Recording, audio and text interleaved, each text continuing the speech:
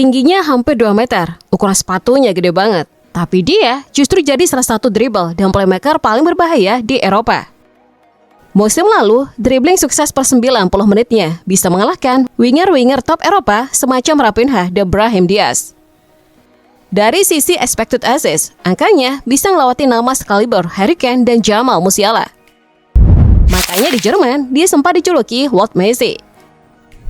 Lantas mengapa Nick Waldschmidt bisa dijuluki seperti itu? Mari kita bahas di video ini ya.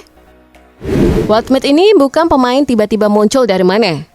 Dia anak asli Bremen, gabungan Akademi Werder Bremen dari umur 8 tahun. Usia 17, dia mulai latihan bareng tim utama. Musim berikutnya, dia debut di Bundesliga dan langsung memecahkan rekor sebagai pemain termuda yang pernah main untuk Werder Bremen. Fans berharap dia jadi juru selamat, tapi kenyataannya pahit. Tahun demi tahun dia mengalami up and down di kehidupannya. Dipinjamkan sana-sini hingga akhirnya Werder Bremen mau menampungnya lagi.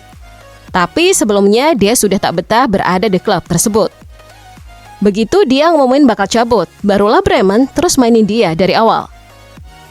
Dia akhirnya pecah telur di Bundesliga, mencetak gol pertamanya, lalu gol kedua, dan jadi man of the match. Tapi buat Waldschmidt itu sudah terlambat.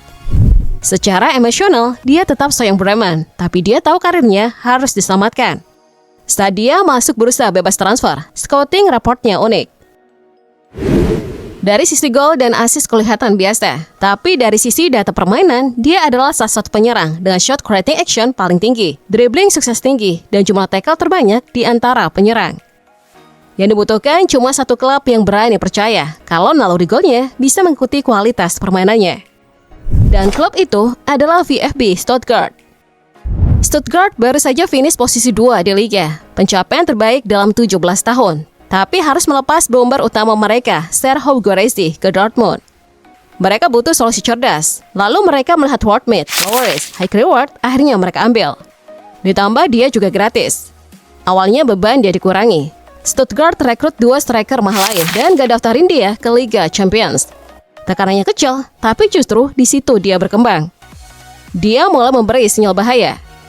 Puncaknya waktu Stuttgart tertinggal dari Union Berlin. Pelatih nurunin dia di babak kedua. Dan dalam beberapa menit, dia langsung cetak 2 gol. Sejak saat itu, susah buat cari alasan ninggalin dia di bench.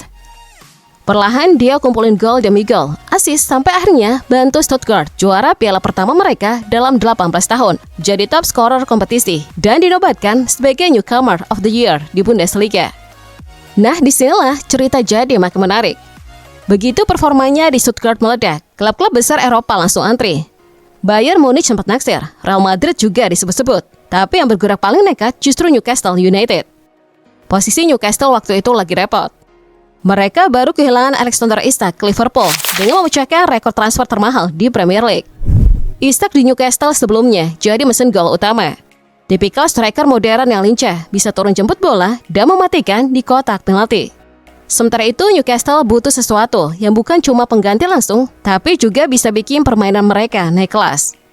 Disitulah mereka ambil langkah gila dengan mengeluarkan biaya transfer Nick Waldschmidt sebesar 69 juta euro atau sekitar 1,4 triliun rupiah yang merupakan rekor transfer klub baru. Cara dia menggantikan peran Isak bukan dengan menyalin gaya main Isak, tapi dengan menawarkan sesuatu yang beda total. Waldschmidt di Newcastle bisa lebih sering turun ke tengah, istilahnya dia jadi playmaker berkedok striker. Bisa buka ruang untuk winger dan gelandang serang, pakai dribbling untuk ngebongkar blok pertahanan lawan. Buat Newcastle, ini ngasih dimensi baru. Mereka nggak cuma punya nomor 9 yang nunggu bola datang, tapi punya pemain yang bisa ngebangun serangan dari sepertiga tengah, lalu tiba-tiba sudah muncul lagi di kotak penalti. Terbukti 6 gol sudah dia cetak bersama Newcastle di seluruh kompetisi yang ia mainkan musim ini. Kalau menurut kamu, apakah dia bakal benar-benar sukses di Premier League? Dan mungkin satu hari nanti masuk jajaran striker terbaik dunia?